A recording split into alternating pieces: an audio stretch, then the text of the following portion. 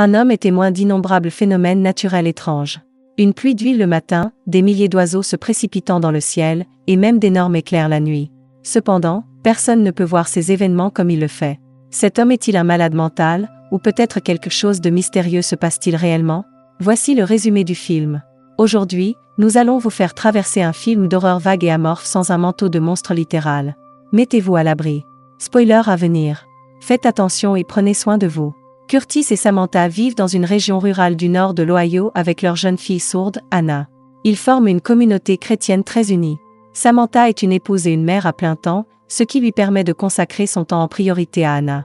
Le revenu principal de la famille repose sur le travail de Curtis dans une entreprise de forage. Il offre de généreuses prestations d'assurance maladie complémentaires, ce qui leur permettra d'obtenir un jour une opération d'implantation cochléaire pour Anna tout en s'amusant avec les voisins. Samantha se précipite pour arrêter Anna, qui joue avec une planche à clous. Un instant plus tard, il se met à pleuvoir à verse. Samantha et Anna regardent la pluie à l'extérieur des deux, puis apprennent à signer en tant que TORM. Pendant ce temps, Curtis arrête également de travailler et prend quelques bières avec ses collègues qui arrivent à la maison. Curtis et Samantha regardent avec joie sa fille qui dort le lendemain. Curtis nettoie le tas d'ordures dans le jardin, cependant, un orage arrive, frappant au sol. Leur chien Red prend peur du tonnerre. Il brise la chaîne et mord Curtis au bras droit. Soudain, Curtis se réveille avec des sueurs froides. Il s'avère que c'était un mauvais rêve. Après cela, alors qu'Anna fait un câlin aux fruits rouges, il se sépare du chien. Samantha dit à Curtis qu'il n'a pas à agir de la sorte car Red a été un bon ami d'Anna au travail. Curtis semble distrait car il ne cesse de regarder son bras droit alors que sur le chantier, la foreuse se bloque. Curtis se repose pour fumer une cigarette. Curtis remarque alors qu'un millier d'oiseaux se rassemblent dans le ciel.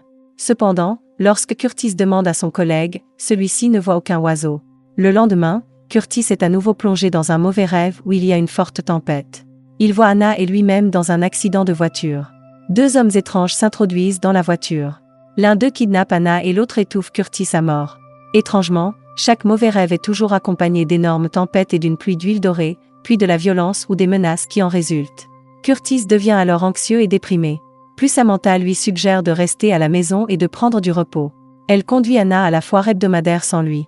Après cela, Curtis fait une clôture autour de l'abri pour chiens afin de protéger Anna. En regardant le dossier de la poubelle, Curtis voit sa cave tempête dans leur jardin. Il jette un coup d'œil à l'intérieur de la cave et mesure quelque chose. La nuit, Curtis fait un autre cauchemar quand Anna regarde un énorme orage dehors.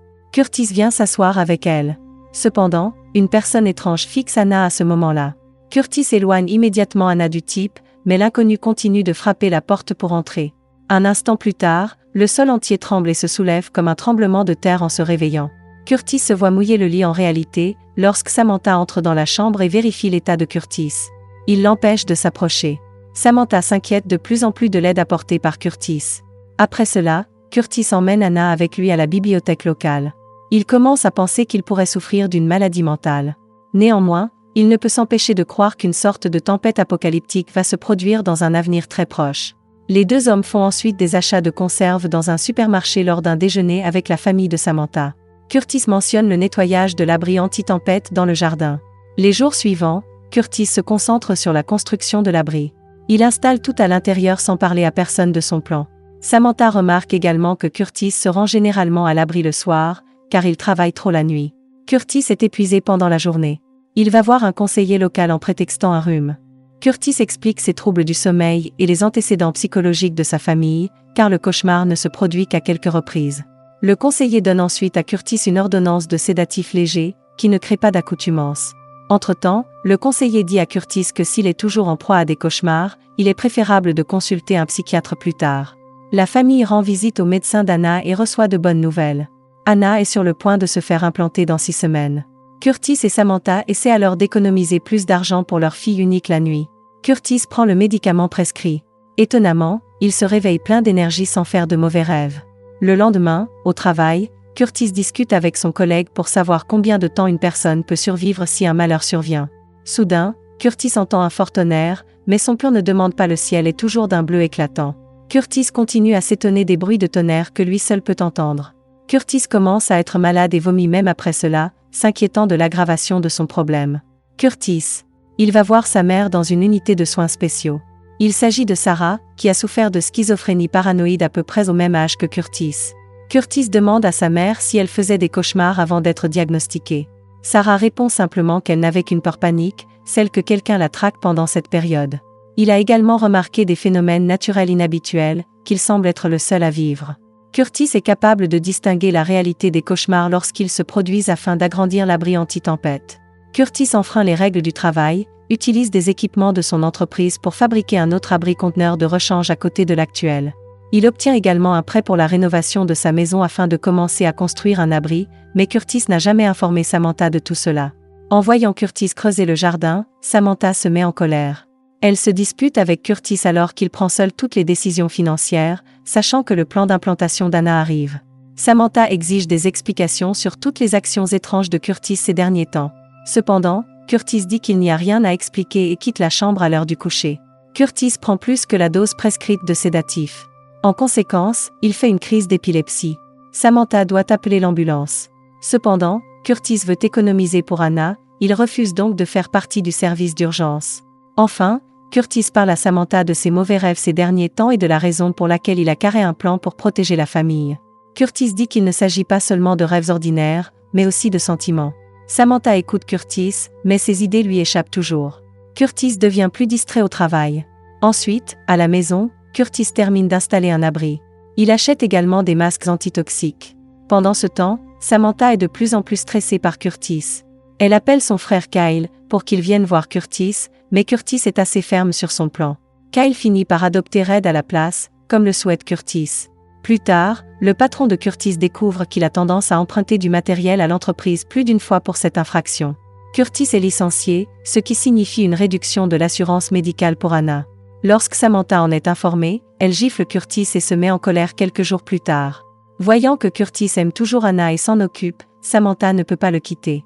Elle suggère de renoncer au voyage à la plage cet été et d'économiser pour lui payer son traitement avec un vrai psychiatre lors d'une soirée. La famille profite de la nourriture ensemble quand un ancien collègue vient parler à Curtis. Les deux commencent à se disputer. Curtis fait alors une crise de colère, effrayant tout le monde à la fête, y compris Anna. Il hurle à tout le monde qu'il n'est pas faux. Une énorme tempête se prépare, et personne ne peut imaginer à quel point elle sera dangereuse. Samantha peut voir à quel point les choses vont mal avec son mari. Cependant, elle prend Curtis dans ses bras pour le calmer. Le trio rentre chez lui après cela. Plus tard, une alerte à la tornade réveille la famille. La famille se précipite vers l'abri nouvellement construit. Curtis met soigneusement des masques sur les membres de sa famille le lendemain, lorsque la tempête est terminée. Samantha demande une fois à Curtis d'ouvrir le camp, mais il insiste pour qu'il y ait un danger dehors. Curtis est tellement obsédé par la théorie qu'il a peur de sortir. Pourtant, la nuit dernière, c'était en fait une tempête normale. Ce dernier brille pendant que ses voisins commencent leur routine quotidienne. Samantha accompagne alors Curtis chez un psychiatre, selon le médecin. Curtis va suivre un sérieux plan de traitement, un dissident. Cela signifie qu'il doit rester éloigné de la famille pendant un certain temps. Curtis et Samantha trouvent ce plan frustrant car Curtis n'a jamais vécu loin de sa famille, en particulier d'Anna. Cependant, le psychiatre lui dit qu'il est préférable pour la famille de partir en voyage ensemble. Son plan médical pourrait être réalisé après cela, et peut-être que le voyage en famille pourrait aider pour Curtis son état à la plage. Anna et Curtis s'amusent à faire des châteaux de sable pendant que Samantha cuisine pour la famille. Soudain, Anna signe le mot tempête. Un instant plus tard, Samantha voit tomber dans sa main la pluie d'huile de Derek, qui correspond exactement à ce que Curtis porte depuis des lustres. Au loin de l'arbre, on peut voir un énorme nuage d'orage et une sorte de tornade atteindre la surface de l'océan. Samantha dit alors à Curtis, « Ok, laissons la fin dans un mystère. » Abonnez-vous pour voir plus de vidéos comme celle-ci, et n'oubliez pas d'activer votre notification qui aide vraiment ma chaîne. Merci de regarder.